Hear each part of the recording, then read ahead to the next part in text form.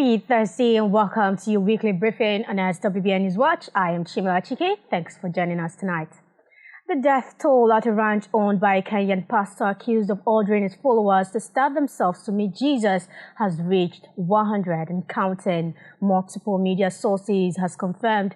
The new figure came after police exhumed 17 more bodies on 25th April. The total number of macheted victims rescued now stands at 34. The Kenyan Red Cross Society said that with the latest figure on the number of missing at 213, the death toll could rise. Pastor Paul Mackenzie, who heads the Good News International Church, is accused of luring his followers to the ranch near the town of Malindi. He allegedly told them to fast to death in order to meet Jesus before burying them in shallow graves spread across his land. He was arrested after police raided the property earlier last month and remains in police custody. Meanwhile, the Kenyan Interior Minister Kithure Kindiki said that the security team will, quote, upscale search and rescue missions to save as many lives as possible. Kindiki declared the Shakola Ranch as a disturbed area and an operation zone. The minister also said there would be a turning point in how the country handles threats caused by religious extremism and was looking into another suspected cult in the same Kilifi County. In his words, and I quote, "We have cast the net wider to another religious organization here in Kilifi. We have opened a formal inquiry on the religious group and we are getting crucial leads that perhaps what was being done by Mackenzie is a tip of the iceberg." The forensic team digging at the site have been finding decomposed bodies buried in mountain single graves marked with a cross. Authorities in Kenya have started performing autopsies on over 100 bodies of members of a religious cult who stabbed themselves to death. This is Kenya's worst recorded cult death and has drawn widespread attention, including from the Kenyan President, William Ruto, who said he would appoint a judicial commission of inquiry to investigate the tragedy. In a sad development in Northeast Africa, ongoing fighting in Sudan's capital, Khartoum, has led aid agencies to suspend their work amid evacuations of foreigners in the country, Premier News reported. The British government estimates that even before the current outbreak of violence, over 15.8 million people were in need of assistance, with heavy artillery and air bombardment affecting civilians in built-up areas, Relief International personnel and 3 World Food Programme WFP staff members have been killed, according to the FCDO. The WFP has now suspended operations. Meanwhile, aid agencies aren't able to get unhindered access. Former African Minister Vicky Ford MP told Premier Christian News they can't deliver life-saving assistance and people desperately need that assistance, she added. Also, Samaritan's Purse, an international Christian relief organization, has relocated its 17 staff members based in the capital, including 4 Americans who have been moved to safety outside the immediate conflict zone. Samaritan's Purse said they had been working in Sudan since 1993, helping hundreds of thousands of people by setting up hospitals, opening schools, distributing food, providing agricultural supplies, and rebuilding hundreds of churches that were destroyed during the civil war. They went on to ask believers to, quote, "Please pray for peace in Sudan."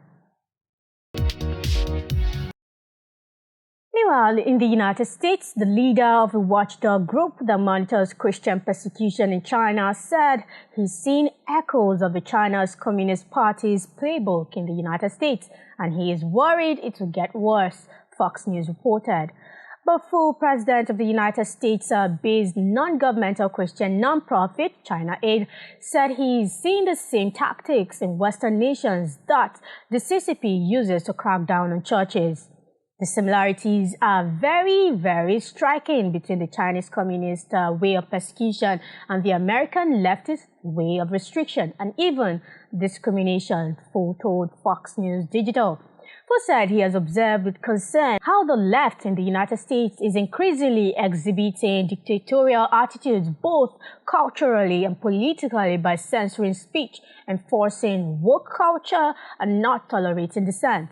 He pinpointed the alleged political weaponizing of federal law enforcement agencies as a worrisome escalation of such trends. Fu was a student leader at his university during the Tiananmen Square protest in 1989 and became a Christian in the Chinese underground church decades ago. As recounted in his 2013 book, God's Double Agent, he and his wife were imprisoned in Beijing for leading house churches, which are Christian congregations that have not registered with China's official Protestant or Catholic churches. Fu noted how former Democratic mayor of Los Angeles, Eric Garcetti, threatened to cut off the utilities of homes and businesses that defied California's COVID-19 restrictions. Fu explained that that's exactly the same tactic, word for word, that the Communist Party has issued over the years against the churches. Fu also noted how pastors have been treated in Canada during recent years as a particularly egregious example of Chinese-style tactics being used to clamp down on churches in a Western democracy, adding that the country has been engaging in passive and active persecution against churches.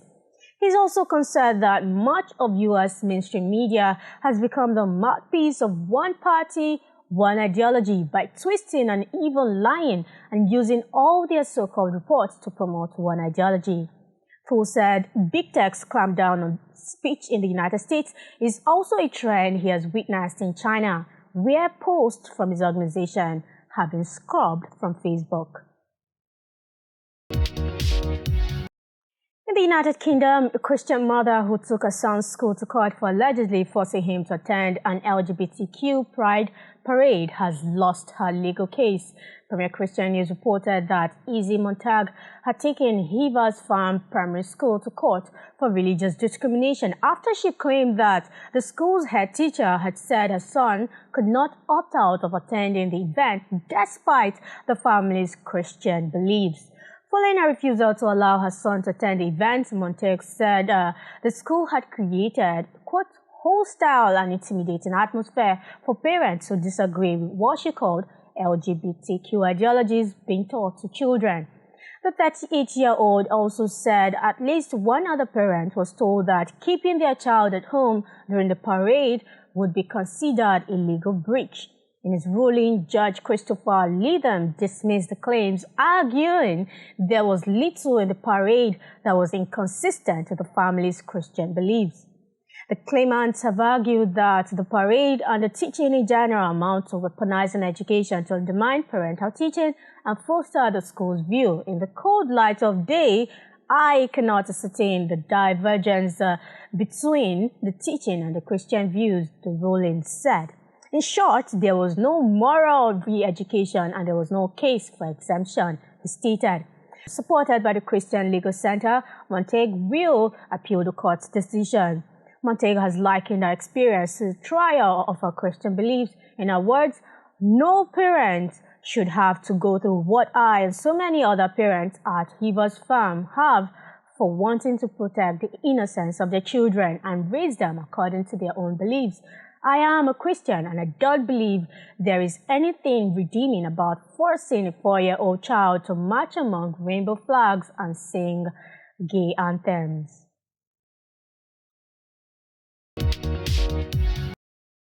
Now to a final story. It is no longer news that the Church of England has gone woke. However, this is the latest from that side.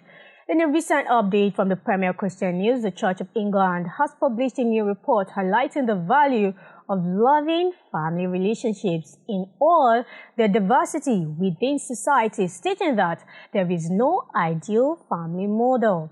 The report, Love Matters, from the Archbishop's Families and Households Commission, focuses on the importance of a foundation of love for relationships to flourish, emphasizing that, quote, the quality of family relationships matters more than the form a family takes. The Commission has made a series of recommendations for how these relationships can best flourish and encourage individuals, whether married, single, or in a couple, to commit to relationships of all kinds that lead to the flourishing of one another.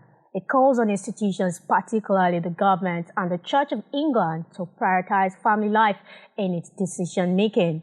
Harry Benson, Research Director for the Marriage Foundation, thinks the document has damned marriage and surrendered any claim that it might be the best way of forming happy families. He tells Premier Christian News that, quote, "We should love people regardless of what kind of family structure they live in." He noted that his mother is a lone parent, but that's not the dream. He added that there's a reason why marriage has been the preferred regulated family structure throughout societies throughout history. He went on to describe the report as wrong and just nonsense. Welcoming the report, the Archbishop of Canterbury, Most Reverend Justin Welby, said, quote, "With wisdom and timeliness, Love Matters encourages us to prioritize the hopes, needs and aspirations of families in all their diversity. We must do as institutions and as individuals." Welby went on to note that as followers of Jesus Christ, we are called to share the overflowing love of God, who calls us into relationship with himself and one another. As this report demonstrates, there is much to celebrate, but there is a great deal still to do if we are to ensure the flourishing of every family and household. Co-chair of the commission, Right Reverend Paul Butler, Bishop of Durham, reflected, quote, "Family lies at the heart of society. It is the context in which children are raised. Love is shared and older generations are supported, but the reality of what family looks like varies enormously across a society. What the report reveals is that the shape of family changes through our lives. It further shows that there is no one best shape, except that loving long-term relationships are absolutely key for us all to flourish. Families matter, relationships matter, love matters." What do you think about this story? Let us know your thoughts in the comments. Now we've come to the end of this edition of the SWBN News Watch. Thank you so much for being with us tonight. Till we meet next Thursday, 9 p.m. I'm Chimla Chike. See you next time.